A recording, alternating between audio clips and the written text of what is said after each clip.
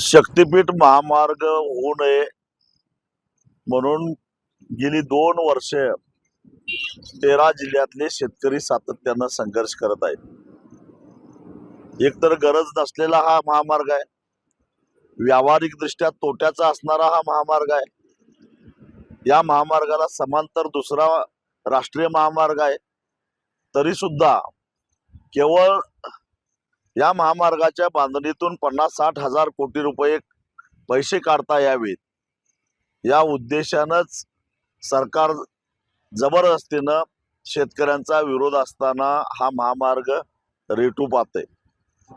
नुकतंच त्याची एक अधिसूचना सुद्धा सरकारने काढलेली आहे. विधिमंडळाचं पावसाळी अधिवेशन चालू आहे.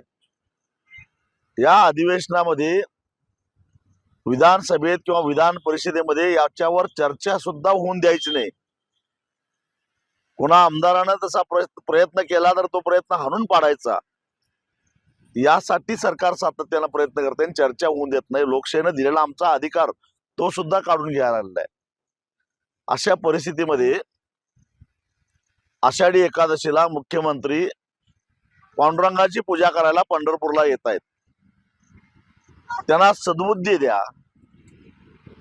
महाराष्ट्राचं वाटोळं करायचं, महाराष्ट्रातल्या शेतकऱ्याचं वाटोळं करायचं, सांगली, कोल्हापूर आणि सातारा जिल्ह्याला महापुरामध्ये लुटून द्यायचं, जी दुर्बुद्धी सुचलेली आहे ती दुर्बुद्धी दूर होऊन दे, त्यांना सुबुद्धी सुचावी म्हणून 18 जुलैला या 13 जिल्ह्यातल्या समन्वय समितीच्या माध्यमातून, शक्तीपीठ विरोधी समन्वय समितीच्या माध्यमातून वाखरी ते पंढरपूर अशी एक सद्बुद्धी दिंडी आम्ही काढलेली आहे.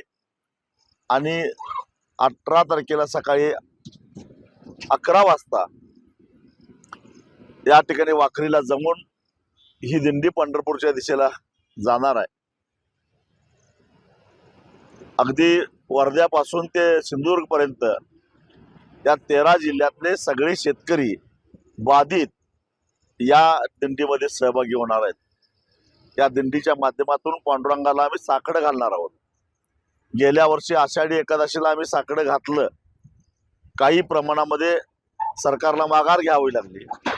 यावर्षी सद्बुद्धी दिंडी काढून पांडुरंगाला पुन्हा एकदा आम्ही साकडं घालतोय.